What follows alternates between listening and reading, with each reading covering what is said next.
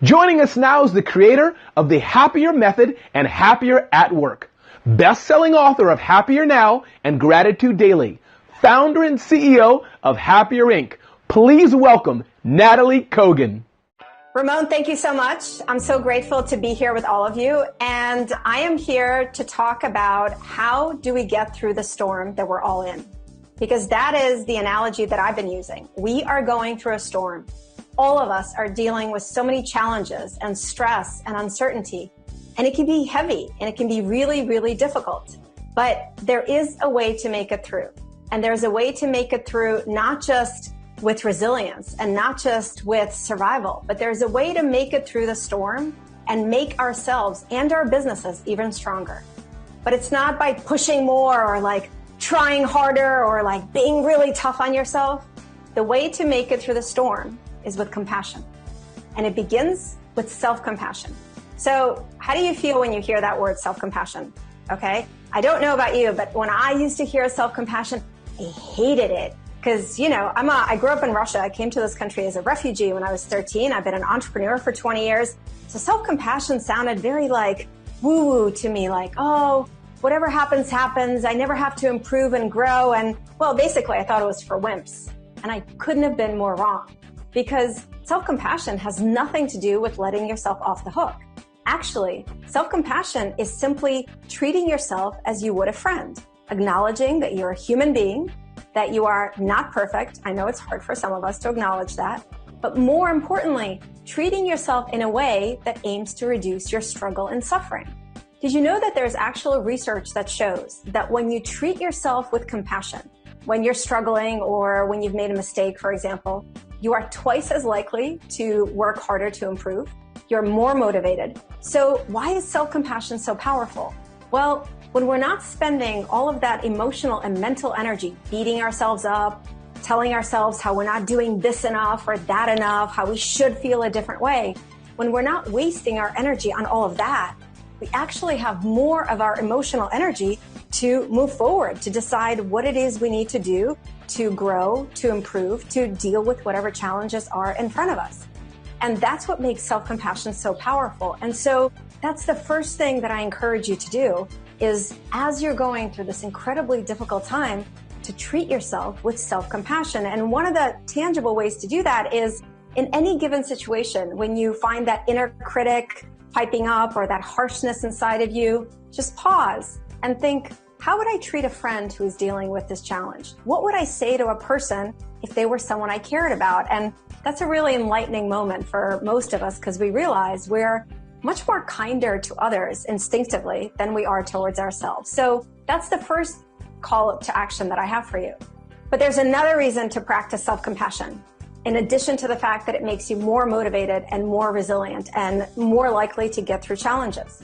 And that is, we treat others in a way that we treat ourselves. So the way that we interact with other people, the way that we bring ourselves to situations involving other people is rooted in how do we treat ourselves. So the relationship that you have with yourself is the kind of relationship that you cultivate with others. So if you are always harsh towards yourself, that's going to seep out in your interactions with your colleagues, your teammates, your business partners, your family and friends. If you cannot practice compassion towards yourself, it's going to be challenging to practice compassion towards others. And right now, during this challenging time, compassion is the only and the most important business strategy. Do you know that there's research that shows that when you do your job with compassion, whatever it is, you are much more effective, and the people you interact with are much more likely to follow your lead? I love this research about doctors. So when doctors prescribe a treatment to a patient and they do it with kindness and compassion, the patients experience less pain, they're more likely to follow the prescription, and their outcomes are better. Think about that. Think about the power of compassion. It actually helps the outcome for patients be more effective. And again, the reason it's so is because compassion allows us to connect as human beings first. Before doctor and patient, before salesperson and someone who is buying the solution, before a leader and an employee, compassion connects our humanity to each other. And when we feel seen as human beings and recognized, when our struggles are acknowledged, that helps us to be better at what we do. That helps us to trust each other more. and that helps us to actually work better together to get through a challenging situation. So this is my call to action for you. Lead with compassion. And now the thing is, being a compassionate leader doesn't mean you have every answer or you can fix every problem or that you're supposed to.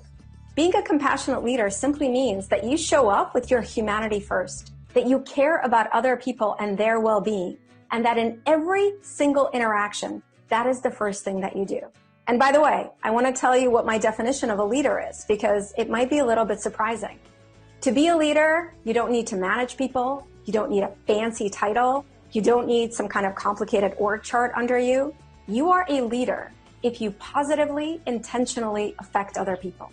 You are a leader if you show up every day and you think about, how can I do something that elevates or supports others? That is what makes you a leader. And so I want to share with you, I've been using this shorthand just for myself as a guide for how to be a compassionate leader during this challenging time. So it's an acronym for the word ACT. So the word ACT, A-C-T. A is for acknowledging challenges. Begin every day by just taking a moment and acknowledging how you're feeling. Being aware of your feelings instead of judging them. Just feeling what you feel, even if it's difficult. There's so much research that shows that when we allow ourselves to experience our difficult feelings without running away from them or, stuffing them down or, getting distracted by scrolling social media, when we actually allow ourselves to experience a difficult feeling, we get through it in a shorter amount of time and we feel it with less intensity. And bring that gift of acknowledgement to others. So when you interact with other people, acknowledge how they're feeling. Ask them how they're feeling and create space for them to share and be there to listen. So that's A for acknowledge, challenge, and struggle. C, care. Care about your own and other people's well-being. If you do not fuel your well-being with compassion, and if you don't show up caring about other people, you simply cannot be at your best and you cannot help them be at their best during this challenging time. So care. When you ask someone how they're feeling, actually care about the answer and pause long enough to really listen. And finally, T in the word ACT, T. Teach by example. Practice self-compassion and talk about how you're practicing. When you make a mistake, be open about how you feel and also be open about how you are treating yourself as you would a friend instead of a really opinionated and harsh judge. And do the same with others, right? When you see someone struggling, teach by example, tell them how they might treat themselves as they would a friend. So this is just a shorthand that I've been using for myself, right? The word ACT, easy to remember. A, acknowledge your own challenges and acknowledge other people's challenges. C, care about your own and other people's well-being. And T, teach by example by practicing compassion and practicing compassion in your interactions with every single person you meet. So one of the questions that I've been getting so much recently is there is so much uncertainty and there's so many challenges, like how do we keep going? Even compassion sometimes doesn't feel like it's enough. Well, my encouragement for you is to recognize that there are always challenges in life, right? Right now we're going through a huge challenge, but there are always challenges in life. And I wish I could remove them for you, but I can't. But the way that you react to challenges, the way that you react towards yourself when you're going through a challenge can help you remove some of the struggle. And this is why I'm inviting you to practice self-compassion and to lead with compassion, because that's one of the best ways that I know for how to, yes, accept the challenges that are coming our way, but to minimize some of the struggle that we're experiencing. But here's the thing. It might be helpful to think that, okay, I'll just focus on helping other people. Or it might be tempting. I can tell you sometimes I get this thought of, it feels kind of selfish to care about my own well-being, right? Shouldn't I just be focused on my team or my partners or my family? Well, here's the thing. You cannot give what you don't have. You cannot give to others what you don't have yourself. If you are not practicing compassion for yourself, if you are not fueling your own well-being, you cannot show up at your best for other people. It's simply not possible. And so I want to invite you to recognize that cultivating your well-being, your emotional health through self-compassion during this challenging time is not selfish.